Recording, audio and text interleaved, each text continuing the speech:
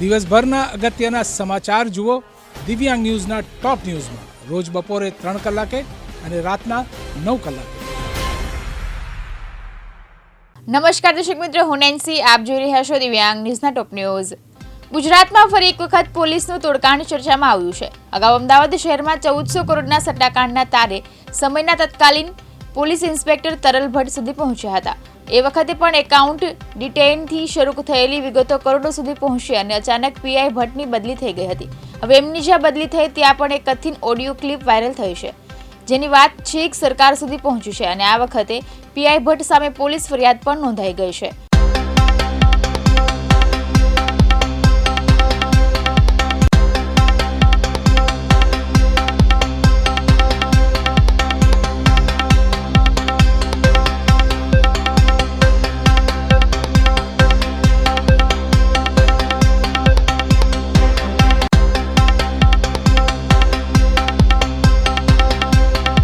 ગુજરાતમાં ફરી એક વખત પોલીસનું તોડકાંડ ચર્ચામાં આવ્યું છે. અગાઉ અમદાવાદ શહેરમાં 1400 કરોડના સટ્ટાકાંડના તારે સમયના તાત્કાલિક પોલીસ ઇન્સ્પેક્ટર તરલ ભટ્ટ સુધી પહોંચ્યા હતા.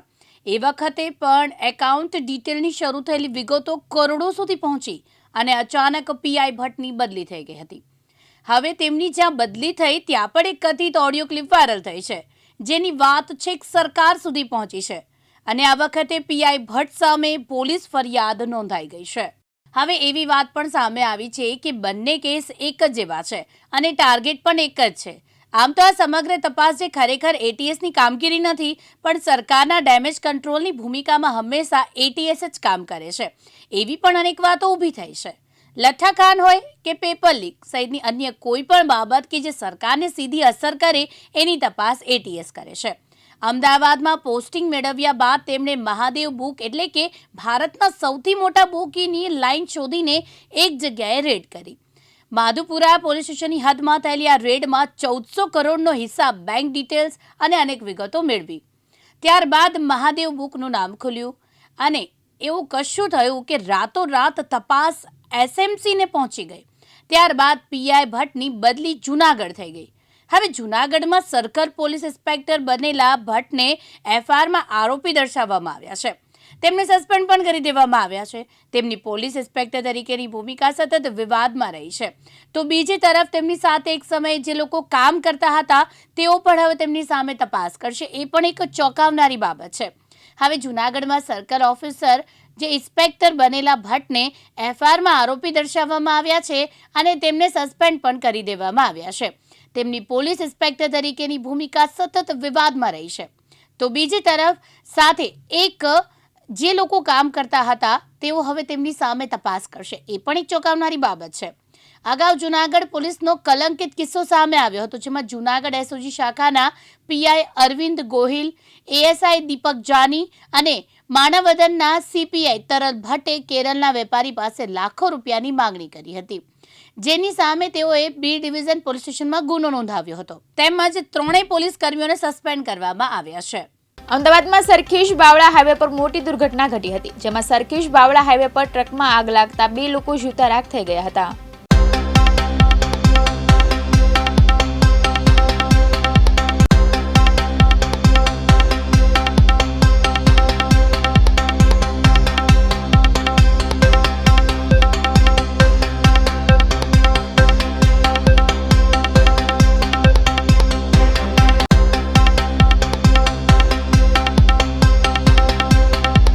અમદાવાદમાં સરખેજ બાવળા હાઈવે પર મોટી દુર્ઘટના ઘટી હતી, જેમાં સરખેજ બાવળા હાઈવે પર ટ્રકમાં આગ લાગતા 2 લોકો જીવતા રાખ થઈ ગયા હતા.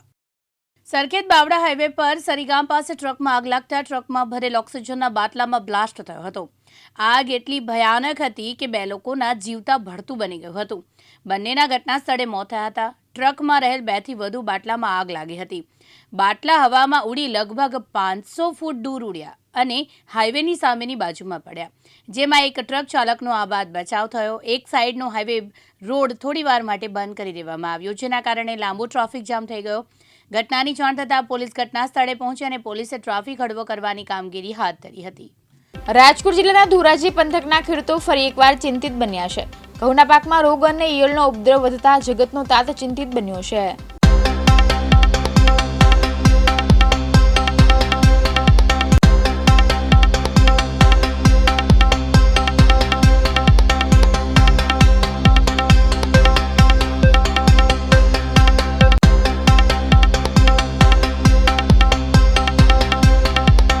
મારું નામ બાબુભાઈ વિનોદભાઈ વેગર, ધોરાજી.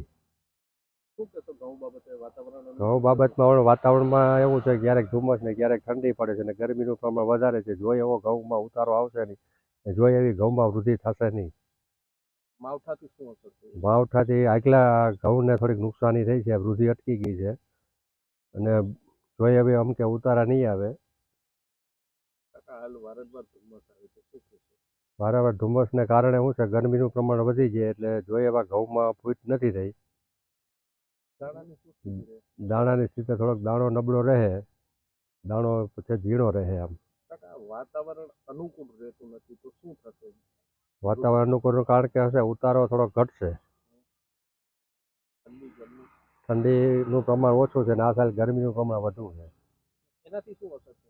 એનાથી ઘણી અસર થાય, કારણ કે એમાં શું છે, જે જોઈએ એવી વૃદ્ધિ થશે નહીં, જેવો એ ડુંડી આવે નહીં, જો એવો દાણો ભરાય નહીં. એમાં ઉત્પાદન કેટલું ઘટશે? ઉત્પાદન એટલે ઘટશે, માનો ને ખાંડીનો અંદાજ છે, પણ ખાંડીમાં જોખમ છે. એમ 10 મણનો અંદાજ, 10 મણનો ઘટાડો આવશે, ને કદી 50 મણ થાય, અને અમે ખાંડી જેવો જ ઉતારો આવી છે. આમ હા, મારું નામ કાંતિભાઈ ભીખાભાઈ, ગામ ધોરાજી. હું ખેડૂત છું, શું છે ઘઉંના? અને અમે પણ ઘઉં વાવેલા છે, અને ધુમ્મસને કારણે ગેરુની પણ અસર છે, અને ઈરુનું પ્રમાણ વધારે છે. તે 5% તો ઘઉં સુકાઈ જાય છે, અને ભાજી બજારમાં જે શરૂઆત થઈ તો ભાવ પણ 100 રૂપિયા નીકળી ગયો. કાકા, વાતાવરણ ફેરફાર આવ્યો, ઘઉંમાં શું અસર આવી છે? આ ધુમ્મસને કારણે ઘણી નુકસાની, આ ગેરુ ને ઈરુ ને હુકો 5% હુકો ને હિસાબે નુકસાની ઘણી છે. બધા મોલમાં છે, ચણામાં છે, એરડા છે, જીરું છે, ધાણા છે, બધામાં અસર થાય છે જ્યાં ધુમ્મસને કારણે. અને સરકાર યોગ્યક્ષમ ભાવ આપે તો સારું કહેવાય. એમ નમસ્કાર ખેડૂત મિત્રો, હું ડૉક્ટર એમ પોલરા, મદદની સંશોધન વૈજ્ઞાનિક.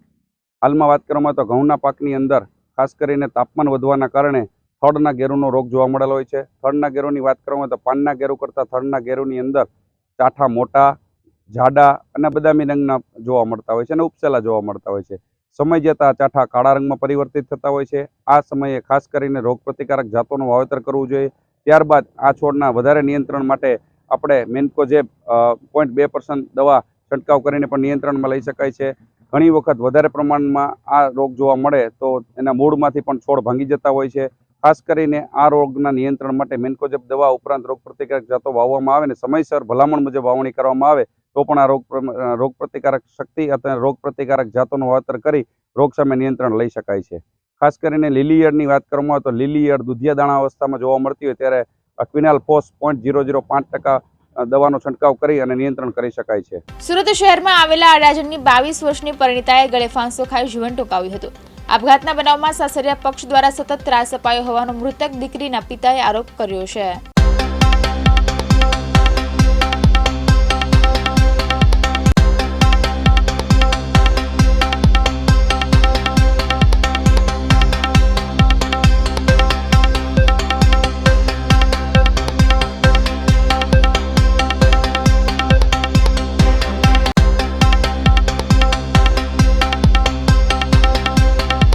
હા, મારું નામ હરેશ રોહિત છે.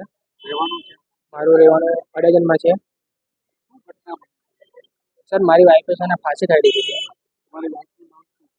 હા, મારી વાઈફનું નામ છે નેહા રોહિત છે.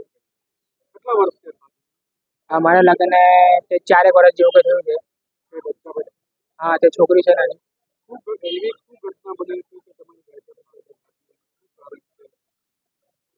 એવું તો મને કઈ ખબર જ નહીં.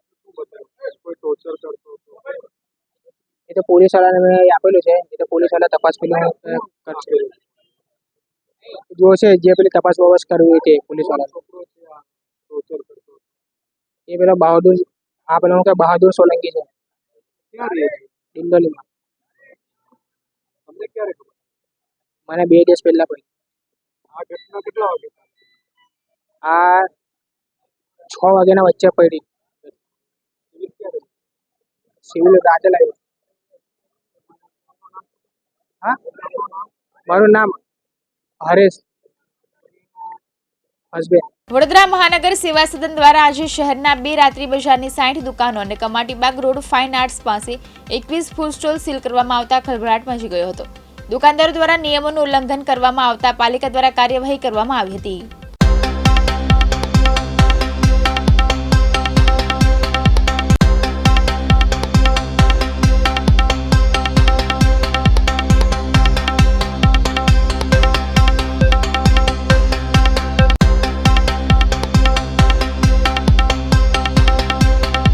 સાહેબ, અહીં અધિકારીઓ આવ્યા હતા અને જે બોટ દુર્ઘટના થઈ એમાં સેફટીના અભાવે ત્યાં બંધ થયું. ત્યાં એ ઘટના બની એના માટે પછી ફાયર સેફટી દરેક બાબતે એટલે ધ્યાનમાં લઈને સાહેબ કમિશનર સાહેબનો આદેશ આપ્યો કે ભાઈ એવી રીતના બંધ કરો. એટલે અમે એનો વિરોધ નથી કરતા. અમે બી એવી ઈચ્છા કરી કે સાહેબને અમે પાછા રિક્વેસ્ટ કરીશું કે ફરીથી અમે સાહેબનું માન રાખીને અમે સાહેબ કહેશે એ પ્રમાણે અમે સેફટી કરીશું. ફાયર સેફટીથી લઈને દરેક વસ્તુનું અમે એવી રીતના અમે કોઈનો વિરોધ નથી કરતા સાહેબ. અમે મંડળવાળા આટલા વર્ષો થઈ ગયા, કેમ આજે જ અમને દેખાયું? સાહેબ, આ તો દુર્ઘટના થઈ એના પછી એ થયું છે. હવે એમાં તો એવું તો નથી. વડોદરામાં રાત્રિ કેટલી દુકાનો છે? અમારે ટોટલ 21 ડોમ છે. કઈ જગ્યાએ આવેલા છે? આ ફાઇનાન્સ ફેકલ્ટી ગોપાલ થાપા. કમાટીબાગની સામે આવેલું છે ને 21 સ્ટોલ છે અમારા.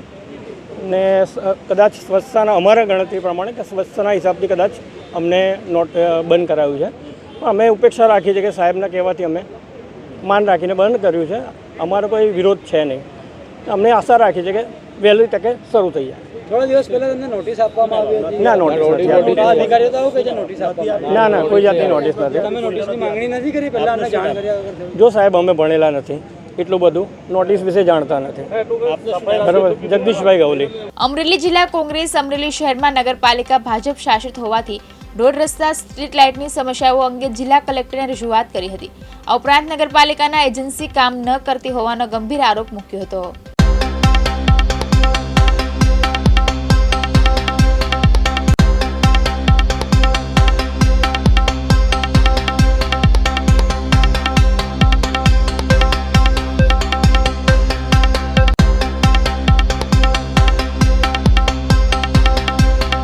આજ રોજ અમરેલી શહેર કોંગ્રેસ સમિતિ અને અમરેલી શહેરના કોંગ્રેસ પક્ષના નગરપાલિકાના ચૂંટાયેલા સદસ્યો દ્વારા આજ રોજ અમરેલી કલેક્ટર શ્રી સાહેબશ્રીને એક આવેદનપત્ર આપવામાં આવ્યું હતું. આ આવેદનપત્ર શું હતું? છેલ્લા ઘણા કેટલાય દિવસથી અમરેલી શહેરના અલગ અલગ વિસ્તારમાંથી મને ફોન આવતા હતા કે વકીલ સાહેબ, અમારે આ વિસ્તારની આ સમસ્યા છે, અમારા વિસ્તારની આ સમસ્યા છે. તો એ બધા મુદ્દાઓ અમે અલગ અલગ વોર્ડના ભેગા કરીને આજે કલેક્ટર શ્રી સાહેબને એક આવેદનપત્ર આપ્યું છે. આ મુદ્દામાં હું તમને ટૂંકમાં સમજાવું તો કે નગરપાલિકા દ્વારા જે જ્યાં બ્લોક રોડ છે તે હટાવવામાં આવે છે ને ફરી પાછા ત્યાં બ્લોક રોડ નાખવામાં આવે છે. તો જે બ્લોક રોડ તમે જ્યાંથી હટાવ્યા છે એ બ્લોક રોડ ક્યાં ગયા એનો તમે લોકોને જવાબ આપો. આજે રોડ ઉપર રોડ, ડબલ ડેકર રોડ બનાવવામાં આવે છે. અમરેલી જિલ્લાના ઇતિહાસમાં સૌ પ્રથમ આવી એક ઘટના બની છે કે રોડ ઉપર રોડ બનાવવામાં આવે છે. તમે રોડની નબળી કામગીરી છુપાવવા માટે તમે ડામરનું પેવિંગ પણ કરો છો. આ પણ અમારો એક મુદ્દો છે. શહેરના નગરપાલિકાના જે કોન્ટ્રાક્ટના નિયમોમાં ગેરબંધારણીય રીતે કામગીરી થાય છે. આ પણ અમે સાહેબને કીધું કે આની પણ એક તપાસ થવી જોઈએ. અમરેલી શહેરમાં પીવાનું પૂરતું પાણી છેવાડાના વિસ્તારો સુધી નથી મળતું. ટાઈમે પાણી મળે છે. રાતે 3 વાગે આવે ને બપોરે 5 વાગે આવે. તો બૈરાઓ શું કંઈ નવરા છે? બૈરાઓ કંઈ નવરા છે? બીજી મોટી સમસ્યા અમરેલીમાં વાળવાની છે. 11 વોર્ડમાં સફાઈ નથી થતી સરખી. 35 લાખ રૂપિયા જેવી માતબર રકમ દર મહિને ચૂકવાય છે, પણ સફાઈના નામે મીંડો છે. જેના કારણે આજ મારું અમરેલી છે એ મેલેરિયા, ડેન્ગ્યુ જેવા રોગચાળામાં હોમાયું છે. લોકોને મોટી રકમ દવાખાનામાં ચૂકવવી પડે છે. આજ સામાન્ય માણસ છે, પોતાના પેટીયું રળવાના પૈસા નથી, ત્યારે આ પૈસા છે એ દવાખાનામાં જાય છે. એ પણ એક આરોગ્ય તંત્રની પણ એક મોટી સમસ્યાઓ છે. એ પણ અમારો એક આ મુદ્દો છે. જેવા અલગ અલગ 20 મુદ્દાઓને લઈને આજરોજ અમે કલેક્ટર સાહેબને આવેદનપત્ર આપ્યું છે. આ આવેદનમાં અમરેલી શહેર કોંગ્રેસ સમિતિના તમામ આગેવાનો અને અમરેલી શહેર કોંગ્રેસ પક્ષ નગરપાલિકાના તમામ સદસ્યો સહિત અમરેલી શહેર કોંગ્રેસના ફંટલ સેલ, સેવાદળ હોય, NSUI હોય, યુવક કોંગ્રેસ હોય, તમામ અમરેલી જિલ્લા પ્રમુખ પ્રતાપભાઈ દુધાત પણ આજરોજ હાજર રહ્યા હતા. અમરેલી જિલ્લા કોંગ્રેસ પરિવાર મારફત, શહેર કોંગ્રેસ સમિતિ મારફત નગરપાલિકાની અંદર ચાલતો ભ્રષ્ટાચારના ભાગરૂપે વિશેક મુદ્દા ઉપર વાત કરી શકાય. સ્ટ્રીટ લાઇટનો ભ્રષ્ટાચાર હોય કે રોડ બનાવવાના કોન્ટ્રાક્ટ પદ્ધતિની અંદર રોડ બન્યા પછી સીસી રોડ ઉપર ડામર નાખી અને એ પ્રકારનો ભ્રષ્ટાચાર કરીને લોકોને સૂકું, દાખલા તરીકે કાઠિયાવાડી કહેવત છે, સૂકા ઘાસને ઘોડાને લીલા સસમાં પહેરાવી અને લીલું બતાવવા માટે અમરેલી જનતાને જે છેતરવામાં આવે છે, જે ખૂબ જ દુઃખદ વાત છે. જે ભારતીય જનતા પાર્ટીનો એક નારો હતો કે ભ્રષ્ટાચાર મુક્ત હિન્દુસ્તાન, એની જગ્યાએ આખું અમરેલી ભ્રષ્ટાચારથી ખદબદી રહ્યું છે. કચરાના કોન્ટ્રાક્ટની અંદર ભ્રષ્ટાચાર હોય કે દાખલા તરીકે નગરપાલિકાની અંદર ટેન્ડર પ્રક્રિયાઓ, જે 5,000 ઉપરની કોઈ પણ કામગીરી કરવાની ટેન્ડર પ્રક્રિયા હોય, એ આંખે પાટા બાંધી અને લોકોને છેતરવામાં આવ્યા છે. એની સામે કોંગ્રેસ પરિવાર મારફત, શહેર કોંગ્રેસ પરિવાર મારફત આજે કલેક્ટરશ્રીને આવેદન આપવામાં આવ્યું છે. સાથે સાથે મધ્યપ્રદેશની જે દુઃખદ ઘટના બની સરદાર સાહેબની, જે સરદારના સ્ટેચ્યુના અપમાનિત કરવામાં આવ્યું છે, એને પાડવામાં આવ્યું છે, એને એટલું અપમાનિત કરવામાં આવ્યું છે કે મધ્યપ્રદેશમાં ભાજપની સરકાર હોવા છતાં એને તંત્ર હાજર હતું. મીડિયાની અંદર પોલીસ તંત્ર દેખાઈ રહ્યું છે. હિન્દુસ્તાનના વડાપ્રધાન, દેશના વડાપ્રધાન સરદારની ઊંચી શિખર સુધી પ્રતિમા બનાવવાની એક બાજુ વાત કરે છે, બીજી બાજુ એની જ સરકાર મારફત સરદારને અપમાન કરવામાં આવે છે. એટલે ભાજપ સરદારનો રાજકીય ઉપયોગ કરી રહ્યો છે, એના નામનો સરદારનો રાજકીય ઉપયોગ કરીને મતના રોટલા શેકવાનું કામ કરી રહ્યા છે. ત્યારે મહામહિમ રાજ્યપાલને કલેક્ટર મારફત આવેદન પહોંચાડવામાં આવે અને ગુજરાતની સરકાર સ્પષ્ટતા કરે કે જે એમની સરકાર મધ્યપ્રદેશમાં ચાલી રહી છે આની ઉપર શું એ કામગીરી કરી છે. આવનાર દિવસોમાં ફરી વખત આવો કોઈ બનાવ અનિચ્છનીય ન બને એની તકેદારી રાખવામાં આવે. એના માટે કલેક્ટરશ્રીને મહામહિમ રાજ્યપાલ સુધી આવેદન અમારું પહોંચે, એના માટે કોંગ્રેસ પરિવાર મારફત આવેદન આપવામાં આવ્યું. અમરેલી સરદારનગર શેરી નંબર 4માં આરસીસી રોડ નહીં હોવાથી રહીશોને ભારે હાલાકીનો સામનો કરવો પડી રહ્યો છે. ત્યારે સ્થાનિકોનું કહેવું છે કે અહીં પાકો રોડ નહીં હોવાથી ધૂળની ડબરીઓ ચડે છે. ચોમાસામાં પાણી ભરાય છે, જેના કારણે બાળકો અને વૃદ્ધોને ચાલવામાં ઘણી મુશ્કેલીઓ પડે છે.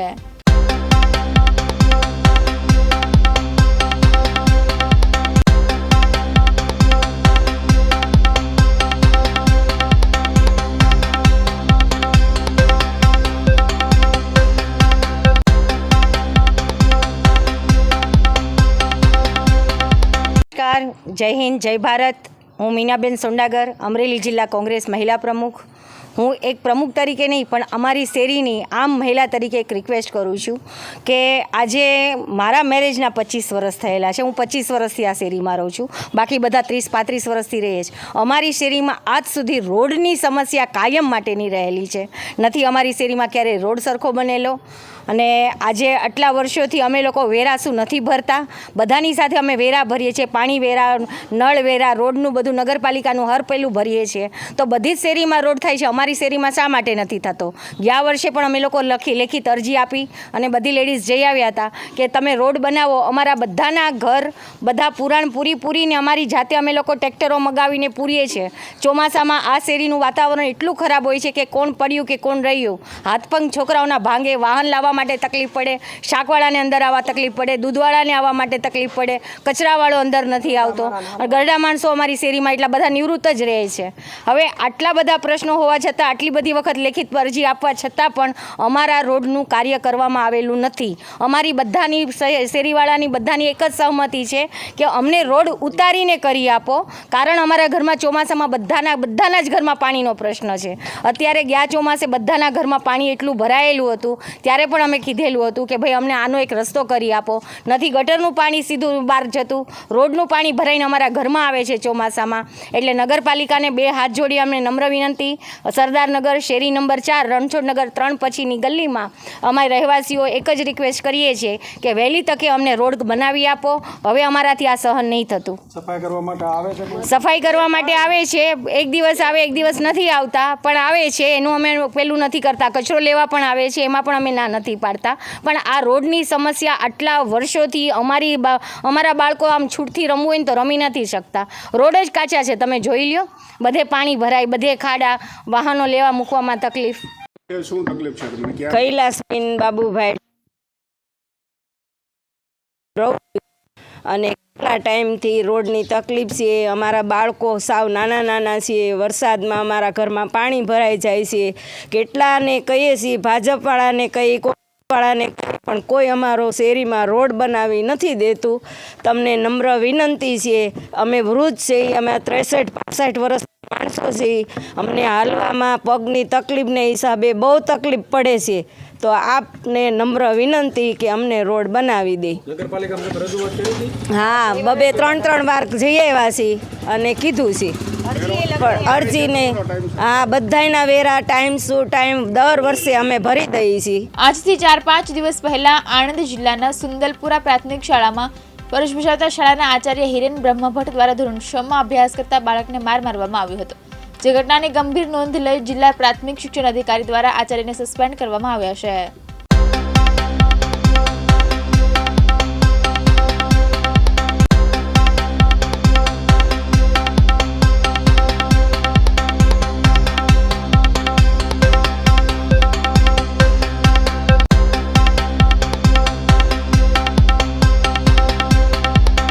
શિક્ષણાધિકારી આણંદ. બેન, જે પ્રમાણે આચાર્ય દ્વારા ગેરવર્તણૂકની ફરિયાદ ઉઠી હતી સુંદલપુરા પ્રાથમિક શાળામાં, કયા પ્રકારની વિભાગીય કામગીરી? સુંદલપુરા પ્રાથમિક શાળામાં આચાર્યશ્રી દ્વારા એક બાળક સાથે ગેરવર્તણૂક કર્યાના સમાચાર જ્યારે અમને પ્રાપ્ત થયા ત્યારે અમે અમારા ટીમ સાથે તપાસ અધિકારીને ત્યાં તપાસ માટે મોકલેલ અને તપાસ અધિકારીના તપાસ અહેવાલના આધારે એ શિક્ષક દ્વારા બાળક સાથે ગેરવર્તણૂક કર્યાના આક્ષેપો એ સાબિત થતા હતા. જેના આધારે આજરોજ એમને ફરજ મોકૂફ કરવામાં આવેલ છે અને ખાતાકીય તપાસ પણ સોંપવામાં આવેલ છે. જે ખાતાકીય તપાસનો અહેવાલ સબમિટ થઈ આગળ શિક્ષાત્મક કાર્યવાહી પણ કરવામાં આવશે. અને આ બાબતે અમે અન્ય શાળાઓમાં પણ સ્પષ્ટ સૂચના આપી છે કે આ પ્રકારના કોઈ પણ ગેરવર્તણૂકો બાળકો સાથે થવી ના જોઈએ અને જે બિલકુલ સાંખી લેવામાં આવશે નહીં. અને જે આ શિક્ષક દ્વારા જે ગેરવર્તણૂક કરવામાં આવી છે તે બદલ અમે ખૂબ જ દુઃખ અનુભવીએ છીએ અને દિલસોજી વ્યક્ત કરીએ છીએ. રાજકોટમાં આવેલા ગોંડલ એસટી ડેપો ચોકમાં વહેલી સવારે યુવકની હત્યાની ચકચાર મચી હતી. યુવકને સારવાર મળે તે પહેલા જ યુવકનું મોત નીપજતા બનાવ હત્યામાં ફેરવાયો હતો.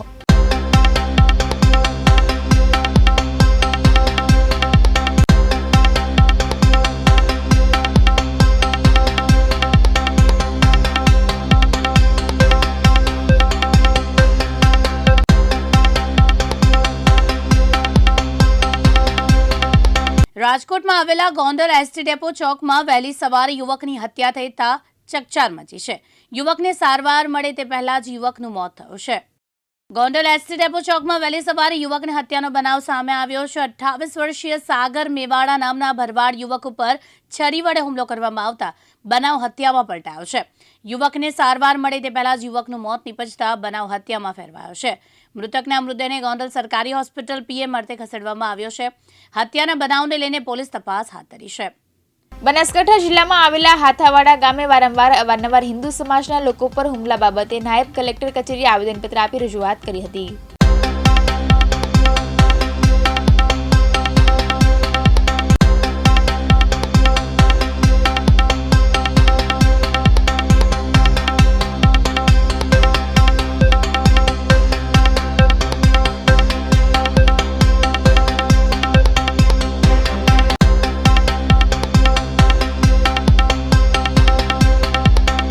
અંદર જે 26 તારીખે જે હિન્દુઓ પર હુમલો થયો એના અનુસંધાનમાં આજે સમગ્ર હિન્દુઓ એકત્રિત થઈ અને આવેદનપત્ર આજે આપવાના છીએ.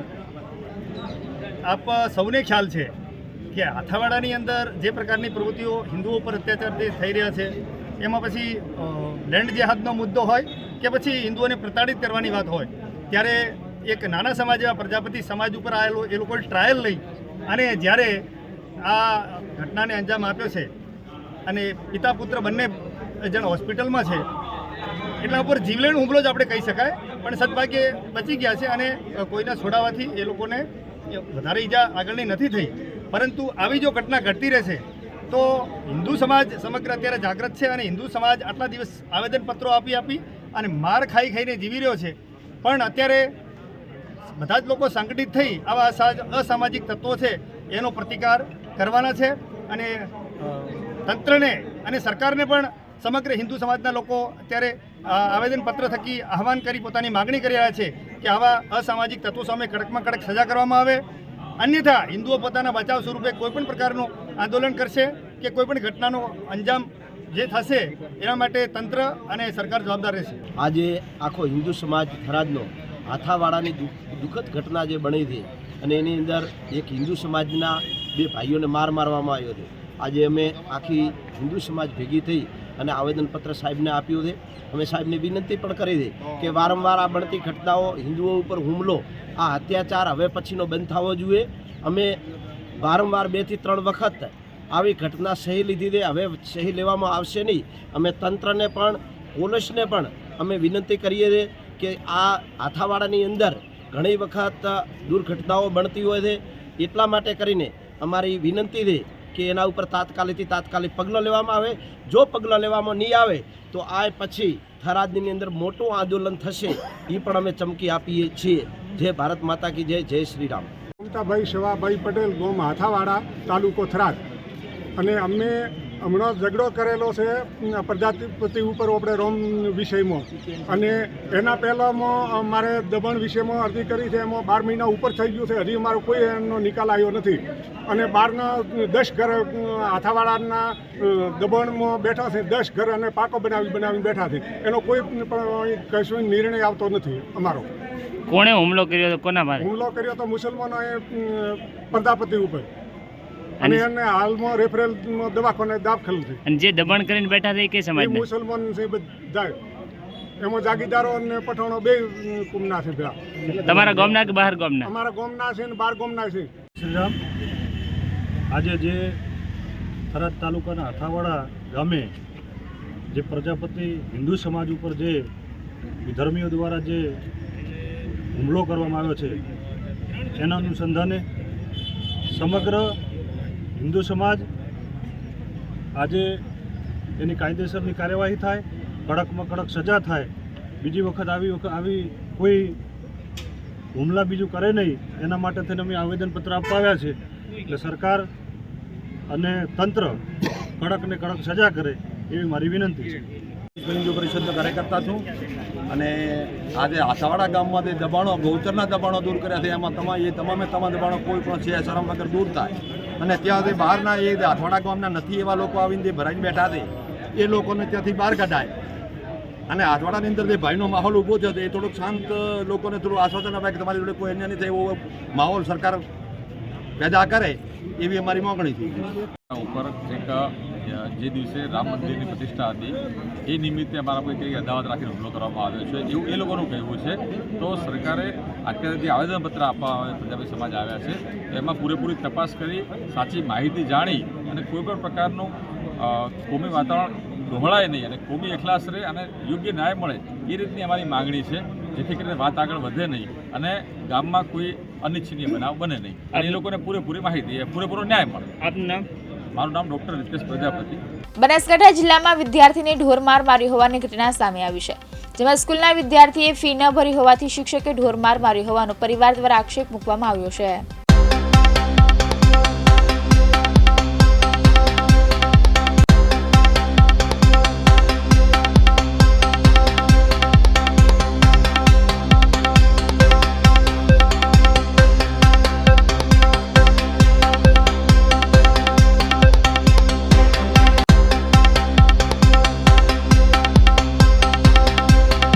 બનાસકાંઠા જિલ્લામાં વિદ્યાર્થીને ઢોર માર માર્યાની ઘટના સામે આવી છે, જેમાં સ્કૂલના વિદ્યાર્થીએ ફી ન ભરી હોવાથી શિક્ષકે ઢોર માર માર્યાનો પરિવાર દ્વારા આક્ષેપ મૂકવામાં આવ્યો છે. બનાસકાંઠા જિલ્લાના લાખાણી તાલુકાના ચાડવા ગામમાં એકલવ્ય સ્કૂલ આવેલી છે. આ એકલવ્ય સ્કૂલના શિક્ષકની દાદાગીરી સામે આવી, જેમાં શિક્ષકે વિદ્યાર્થીને ઢોર માર માર્યાની ઘટના સામે આવી છે. સ્કૂલના વિદ્યાર્થીઓએ ફી ન ભરી હોવાથી શિક્ષકે ઢોર માર માર્યાનો પરિવારે આક્ષેપ મૂક્યો છે. પરિવારે સ્કૂલમાં શિક્ષકને રજૂઆત કરતા શિક્ષકે પણ પરિવાર સાથે તોછડું વર્તન કર્યું, જેનો વિડીયો વાયરલ થયો છે. મેન મુદ્દો એ છે છોકરા માર્યો એનો અમને કોઈ ઇસ્યુ નથી, ફરી માર્યો એને ભૂલ થઈને માર્યો, બરોબર. છોકરા ડાયરેક્ટ અને સાહેબ એવી ધમકી આવી, આમાં શું છે સવારમાં આવજો આ ઓટીજી પેલું હા ના લાઈવ હે ડાયરેક્ટ બરાબર ડાયરેક્ટ ફોન મેં સાહેબ શું હતું તો તમે તમારા શિક્ષક તરીકે તમારે એમ ના કહેવાય તમારા છોકરાને સરટી વચ્ચે લઈ જાઓ. પહેલે તો એ જ વાત સાહેબ, અમે આજ દિવસ કોઈ મીડિયા લાઈને ધમકી નથી આલી, આજ દિવસ સુધી કોઈ નથી આપી એમ. સાહેબ સામેથી મીડિયા લાઈન બહુ અમે જોઈ લીધી એમ. હવે બતાવીએ કે મીડિયા લાઈન શું કહેવાય એમ. નાના મોટી વાત નથી. છોકરો પગે પડી ગયો સાહેબ, છોકરો નથી. અને કયું બકા તાર ક્લાસ વાળા છોકરાનું નથી સીસીટીવી હાલમાં બંધ છે, ચાલુ નથી. તાર ક્લાસ વાળા છોકરાને બોલાવ. સાબરકાંઠા જિલ્લાના વડાલીના ધામડી ગામે ઘરમાં બ્લાસ્ટ થવાની ઘટના સામે આવી છે. વણકરવાસમાં ઘરમાં આધેડે વહેલી સવારે સ્વિચ ચાલુ કરતા જ ઘરમાં બ્લાસ્ટ થયો હતો, જેને લઈ આધેડ શરીરે દાઝી જવા પામ્યા હતા.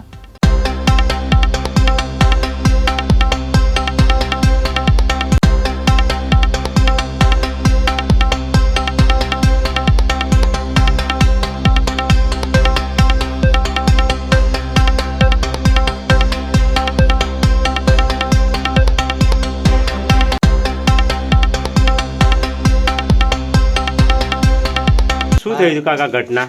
ઘટનામાં સાહેબ મારા ભાઈ નાનો ભાઈ થાય અને 6 મહિના પહેલાં જમાદારમાંથી રિટાયર થઈને ઘેર આવ્યા હતા. એ એમની રીતે રહેતા ને અમે અમારી રીતે રહેતા ને સવારના 7 વાગે અવાજ મોટા પાયા થયો એટલે બધા ઘરમાં દોડીને લોકો બહાર આવી ગયા. તો અમારા ભાઈના ઘેર હતી તો અમે દોડીને આવી ગયા, પણ એ સળગતી હાલતમાં જોયા અને પછી એમનું દવાખાને લઈ ગયા ને પછી ઘરનું બધું રાહતાર વળી ગયેલું. એ જોવા અમે રહ્યા નહીં, પણ દવાખાના ભેગા પહેલાં કરી દીધા. ઘરની અંદર કેટલા સભ્યો રહેતા હતા? 3 સભ્યો હતા, એમના બે પતિ પત્ની અને એમની છોકરી. એમાં કેટલા નુકસાન થયું છે? એમાં એને વાઈફના હાથ બળ્યો છે અને અમારા ભાઈના છાતીથી નીચેનો ભાગમાં દાજેલો છે. આપનું નામ? કોંતીભાઈ માધાભાઈ. સવારે 8 વાગેલા હતા. કાકા કાકી અને એમની છોકરી ત્રણેય ઊંઘેલા હતા. દરવાજા બધા બંધ હતા અને અચાનક બ્લાસ્ટ થયો તે આજુબાજુના ગામડાઓમાં સંભળાયું. બધા લોકો દોડીને આવ્યા. કાકા દાઝી ગયા 2 પગે, તેમને 108માં ખસેડ્યા અને ઘરમાં જોવા આવ્યા તો ઘર તો આખું ખંડેર જેવું, દરવાજાને બધું તૂટી ગયું, ધાબુ બાબુ બધું હલી ગયું છે, રવા લાયક રહ્યું નહીં, બધું સામાન્ય અસ્તવ્યસ્ત થઈ ગયો છે. અમીરગઢ તાલુકાના વિરમપુરની આદિજાતિ કન્યા શાળામાં આજે વાલીઓએ અને આદિવાસી આગેવાનોએ શાળાનો ઘેરાવો કર્યો હતો. પ્રાથમિક સુવિધાઓ ન મળવાને મામલે વાલીઓમાં આક્રોશ ફેલાયો હતો. તો તંત્રનું કહેવું એવું છે કે વાલીઓની તમામ માંગણીઓ પૂરી થશે, જ્યારે બીજી બાજુ શાળાના આચાર્ય આ ઘટનાને પોલિટિકલ મુદ્દો ગણાવી રહ્યા છે અને વાલીઓની ચડામણી કરવામાં આવી રહી છે તેવું નિવેદન કરી રહ્યા છે.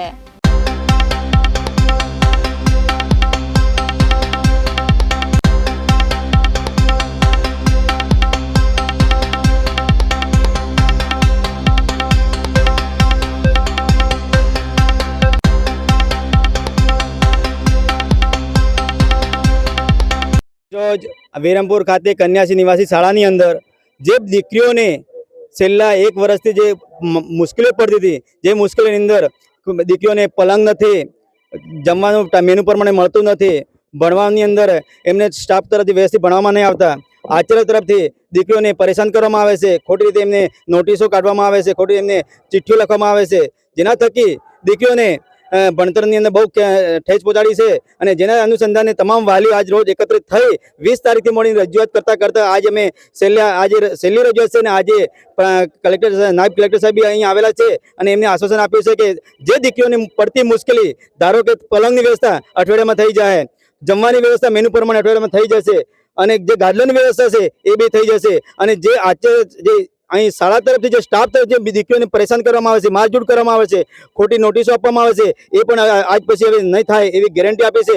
જો એ ગેરંટી તમામ માગણીઓ પૂરી કરવામાં ના આવે તો અમે તમામ વાલીઓ સાથે રહીને આવનાર સમયની અંદર જે ઉગ્ર આંદોલન કરવાની અમે એક ઉગ્ર આંદોલન કરીશું અને અમે આ કન્યા નિવાસી શાળાને જાહેરમાં તાળાબંધી કરીશું. એના માટે અમારી દીકરીઓ ભણવા માટે અમારે કોઈની મંજૂરીની જરૂર નથી, કોઈ પરમિશનની જરૂર નથી. અને અમે જો અમારી જો સરકાર અમારું કામ કરતી હોય તો વહેલી તકે એ તમામ પ્રકારની સિસ્ટમ પ્રમાણે, નિયમ પ્રમાણે જે કન્યા કેળવણીની અંદર સરકાર મોટી મોટી વાતો કરે છે, બેટી ભણાવો, બેટી બચાવો, બેટી પઢાવો, તો એ બેટી અહીં રોવે છે અને જેલના હળિયામાં જાય છે અને એમને 2 ટાઈમ બેસે. જો તમામ વાત કરવામાં આવે તો જે વિરમપુર ખાતે જે કન્યા સાક્ષરતા નિવાસી જે શાળા ચાલે છે ત્યાં જે પ્રાથમિક સુવિધાઓ કહેવાય એ પ્રાથમિક સુવિધાઓમાં ગાદલા છે, પલંગ છે, તેની વ્યવસ્થા નથી અને વિદ્યાર્થીઓને શિક્ષકો દ્વારા જે ઢોર માર મારવામાં આવ્યો છે એ બાબતે વાલીઓએ 2 નહીં, 1 વાર નહીં, 2 વાર નહીં પણ 3 વાર રજૂઆતો કરી છે. એમ છતાં એમનું કોઈ પણ પ્રકારનું નિરાકરણ આવેલું નહોતું, જેથી આજે વાલીઓને સાથે રાખી સ્કૂલનો ઘેરાવ કરવામાં આવ્યો હતો અને ઘેરા બાદ ડેપ્યુટી કલેક્ટર એટલે કે પ્રાયોજના જે અધિકારી છે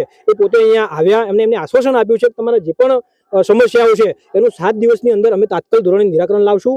અત્યારે પ્રાયોજના અધિકારીની બાહેંધરી મુજબ અમે આ ઘેરાવ અત્યારે ઘેરામાંથી મુક્ત કરીએ છીએ અને આવનારા સમયમાં જોવાનું રહેશે કે જો 7 દિવસમાં એ લોકો યોગ્ય પરિણામ નથી લાવતા તો વાલીઓને સાથે રાખી વિદ્યાર્થીઓ માટે જ્યાં પણ લડત લડવાની થશે લડીશું, જે પણ કાર્યવાહી કરવાની થશે અમે કરીશું.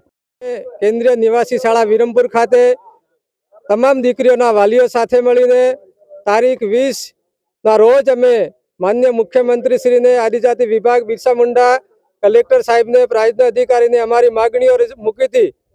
એના અનુસંધાને સૌ સાથે મળીને અમારા પ્રાયોજના અધિકારી નિવાસી શાળામાં આવીને જે માગણીઓ હતી એ દિન 7માં આપવાની બાંયધરી આપી છે અને સૌ વાલી આગેવાનો તેઓ રૂબરૂ આવી લેખિત લેવા માટે કરીને અમે બંધાયા છીએ. મેનુ પ્રમાણે જે તકલીફો હતી, કન્યાઓને જે ત્રાસ હતો એ બધું જ પૂરું કરવા માટે બંધાયા છે, જેથી કરીને અમે અત્યારે મારા વાલીઓ આગેવાનો સૌ સાથે મળી પ્રાયોજના અધિકારી જોડે જઈ અને લેખિત લેવાના છીએ. ત્યારે જ અમારું આંદોલન પૂરું કરીશું એવી અમારી સૌ વાલીઓની માગણી છે. વિવાદમાં એવું હતું કે અત્યારે કન્યા સાક્ષરતા નિવાસી શાળા વિરમપુર અમીરગઢ તાલુકામાં આવેલી છે અને નવીન શાળા બનેલ છે. બધી જ ફેસિલિટીઓ બાળકોને આપણે આપીએ છીએ. સરકાર ખૂબ જ પ્રયત્નશીલ છે કે બધી ફેસિલિટીઓ આપણને આપી રહી છે, પરંતુ ખોટી એવી બાબતોથી વાલીઓને વાત કરીને તદ્દન અર્થવિહોણી બાબતો કે જે બાળકો પણ સ્વીકારવા તૈયાર નથી એવી બાબતોની રજૂઆતો અહીંયા કરીને શાળાનું વાતાવરણ બગાડવામાં આવ્યું છે, જે ખૂબ જ દુઃખદાયક છે મારા માટે, શાળા માટે અને આપણા તાલુકા માટે. કેમ કે આ જે શાળા છે આપણા તાલુકાની છે, આપણી જે દીકરીઓ છે અને આપણી દીકરીઓને શાળાને આ બદનામ કરવાનું થોડુંક કાવતરું પણ કરવામાં આવેલું છે, જે ખૂબ ખરાબ છે. થોડોક પોલિટિકલ પણ ઇસ્યુ કરવામાં આવેલા છે અને જે રજૂઆતો છે કે બાળકોને મારવામાં આવે છે, બાળકોને ફેસિલિટી નથી મળતી, બરાબર. તો અહીંયા એક પણ બાળકને મારવામાં આવ્યો નથી. આપ પણ બાળકને રૂબરૂ પૂછી શકો છો, દરેક ક્લાસમાં રૂબરૂ જઈ શકો છો અને બાળકને સામે તમે પ્રશ્નોત્તરી કરી શકો. બાળક તો ખોટું ના બોલે, એક ખોટું બોલે, પણ બધા બાળકો તો ખોટું ના બોલી શકે ને, તો એ પણ આપ કરી શકો છો. એટલે શાળાને વાતાવરણ ખરાબ કરવા માટેના પ્રયત્ન છે, જે આ સાચી હકીકત છે. રાજકોટ નજીક આવેલા શાપર વેરાવળમાં વેરાવળ મેઇન રોડ પાસે પાનની દુકાને 3000 રૂપિયાની ઉઘરાણીમાં 22 વર્ષીય યુવાનને ચપ્પુના ઘા ઝીંકી હત્યા નિપજાવવામાં આવી.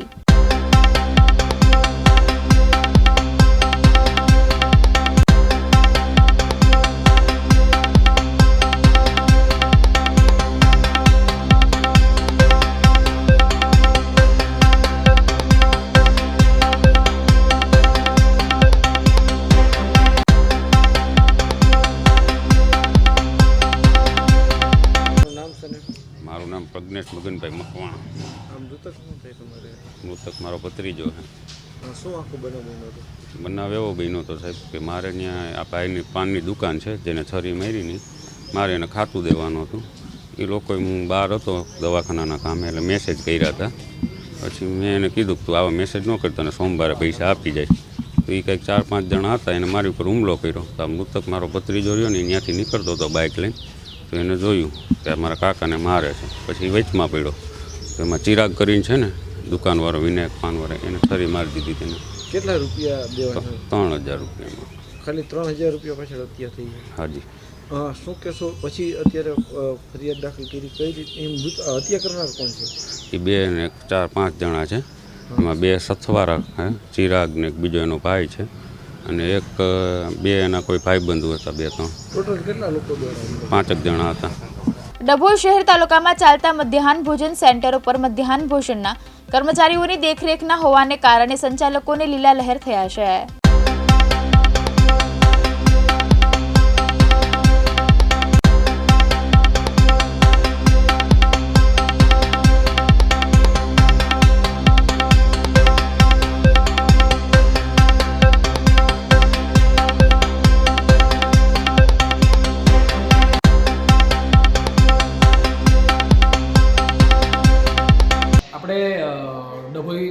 ખાતે હમણાં રેફરલ હોસ્પિટલ ખાતે હમણાં 6 થી 7 બાળકો અને 2 જુવાન એવા ટોટલ 7 કેસ જેવા આપણે હમણાં નોટ થયા છે, જેની અંદર કૂતરા કરડેલાનું વિગતવાર આપણે જાણકારી મળી અને માસ ઇન્જરી જેવી નોટ થઈ છે.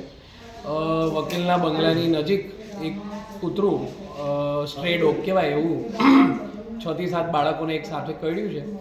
એને આપણે તાત્કાલિક ધોરણે અહીંયા રેફરલ CHC ડભોઈ ખાતે અહીંયા લઈને આવતા ઇમરજન્સીમાં આપણે સારવાર આપી છે, જેની અંદર આપણે ધનુરનું પહેલાં ઇન્જેક્શન અને એન્ટી રેબીઝ વેક્સિનેશન એટલે ARVના ઇન્જેક્શન જે આપણે અહીંયા CHC ખાતે અવેલેબલ હોય છે તે બધા જ આપણે 6-7 બાળકોને પહેલાં ધોરણે તાત્કાલિક સ્વરૂપ રૂપે આપણે એને પ્રાથમિક સારવાર આપી દીધી.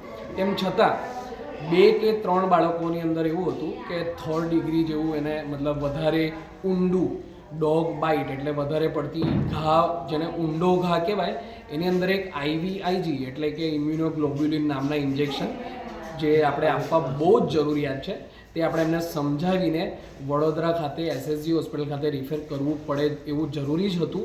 અને ઇન્જેક્શન લેવા પાત્ર 3 આપણે કેસ જણાતા એને આપણે અહીંયા પોતાની આપણી હોસ્પિટલની જે એમ્બ્યુલન્સ છે એમાંથી 3 બાળકોને આપણે ત્યાં રિફર કર્યું છે.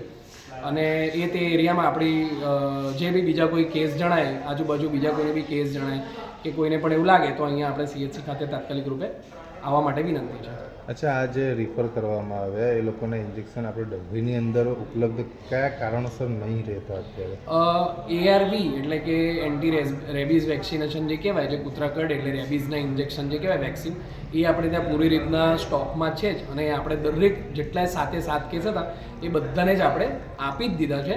ખાલી ઊંડા ઘા જ્યાં થાય, મતલબ કે 3rd ડિગ્રી 2nd ડિગ્રી જે વાઉન્ડ કહેવાય એ ઊંડા ઘા જેની અંદર માંસપેશી કે ચરબીના ખાતે એ બધા ઘા થાય, તેનામાં આપણે IVIG એટલે ઇમ્યુનોગ્લોબ્યુલિન એ ટાઈમના બહુ જ મોંઘા ઇન્જેક્શન હોય છે, જે કોઈ પણ સબ સેન્ટર અને CHC ખાતે અવેલેબલ નથી જોતા. એ ગવર્મેન્ટ મેડિકલ કોલેજ એટલે કે ડિસ્ટ્રિક્ટ હોસ્પિટલ જ્યાં હોય ત્યાં જ અવેલેબલ હોય છે. અને આપણે દરેક એવા કેસીસને ત્યાં આપણે એ ઇન્જેક્શન આપવા માટે મોકલતા જ હોઈએ છીએ.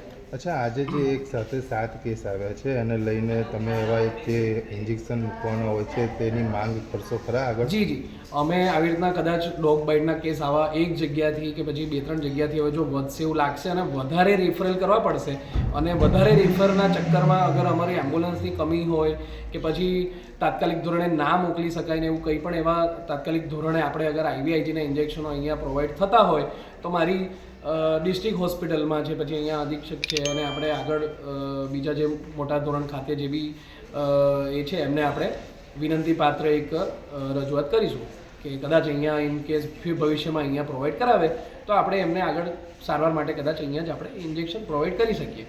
સુરત મહાનગરપાલિકા સંચાલિત સ્મીમેર હોસ્પિટલમાં આજે પાલિકા અને હોસ્પિટલ કમિટીના ચેરમેન મનીષા આહિર મુલાકાત ખાતે પહોંચ્યા હતા, જે રસોડા વિભાગની મુલાકાત લેવામાં આવી હતી. તમામ વસ્તુઓની તપાસ કરી હતી અને જરૂરી સૂચનો કર્યા હતા. દરમિયાન દર્દીઓને આપવામાં આવતી રસોઈમાંથી કાંકરી નીકળતા હાજર અધિકારીઓને ખખડાવ્યા હતા.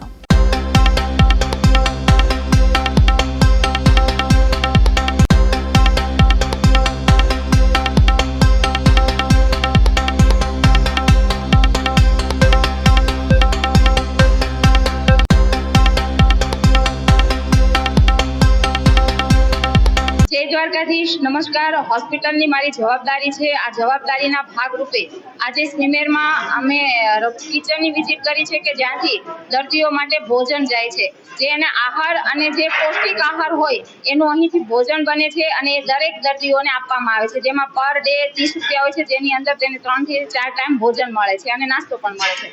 એટલે આજે રૂબરૂ અમારી ટીમ સાથે મેં આ કિચનની વિઝિટ કરી છે, જેમાં આજે દાળ ભાત શાક રોટલી અને સલાડ છે અને મેં ખુદ ટેસ્ટ પણ કર્યું છે. સારો ટેસ્ટ છે, કારણ કે દર્દીઓ માટે હોય એટલે એ પ્રમાણે એના પોષણને લઈને અને ડૉક્ટર જે સૂચના આપે એ પ્રમાણે બનાવવાનું હોય છે. અને આના ઉપર એક ડાયટિશિયન હોય છે જે ચેક કરી અને આ પ્લેટ દર્દી સુધી પહોંચે એવા પ્રયત્ન થાય છે. પણ આગામી સમયમાં અમારો એવો આગ્રહ છે કે કિચન ખૂબ સારું ડેવલપ થાય, હાઇજેનિક થાળી તૈયાર થાય અને પેકિંગ સાથે દર્દી સુધી પહોંચે એ માટેની અમારી કામગીરી અત્યારે શરૂ છે અને ખૂબ ઝડપથી દર્દીઓ જે ડિમાન્ડ કરે છે એ પ્રમાણે એને ભોજન પોષણક્ષમ ભોજન મળે એના ઉપર અમે કામ કરી રહ્યા છીએ. વિઝિટમાં સફાઈ તો ઓકે છે, પણ ખાવામાં મને કાકરી પણ કઠોળમાં આવી, એટલે મેં સ્ટ્રિક્ટલી સ્ટાફને કીધું છે કે કઠોળ મિક્સ કઠોળ હોવું જોઈએ. મિક્સ ના હોય તો એક કઠોળ ને બીજી સબ્જી હોય છે, પણ જે સ્ટોરેજ કર્યું છે એ બરોબર છે, પણ કઠોળની તપાસ કરી ચેક કરીને ત્યારબાદ જ બનાવવામાં આવે એવી મેં કડક સૂચના આપી છે. વડોદરા શહેર ભાજપ સંગઠન તેમજ પાલિકા સત્તાધીશો વચ્ચે છેલ્લા ઘણા સમયથી ચાલી રહેલ વિવાદ હવે ચરણસીમાએ પહોંચ્યો છે. આ સમગ્ર વિવાદનો અંત લાવવા માટે ભાજપ પ્રદેશ પ્રમુખે આજે પાલિકા સત્તાધીશો તેમજ ભાજપ સંગઠનના સભ્યોની મિટિંગનું આયોજન કર્યું હતું.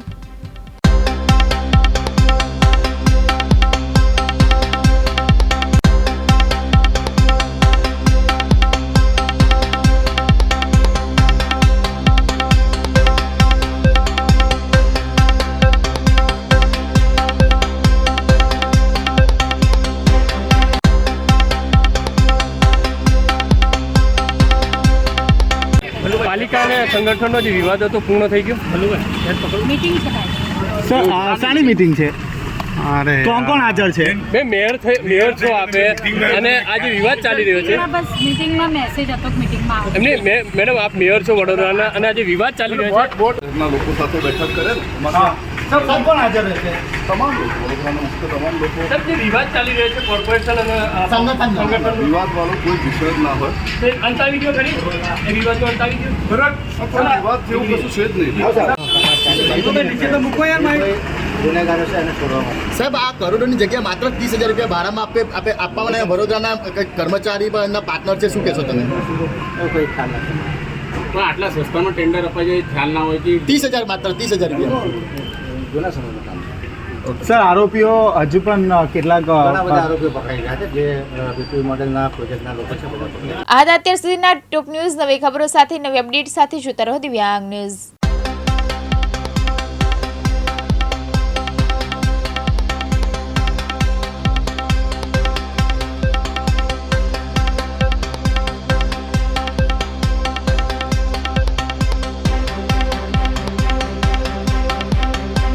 દિવસભરના અગત્યના સમાચાર જુઓ દિવ્યાંગ ન્યૂઝના ટોપ ન્યૂઝમાં રોજ બપોરે 3 કલાકે અને રાતના 9 કલાકે.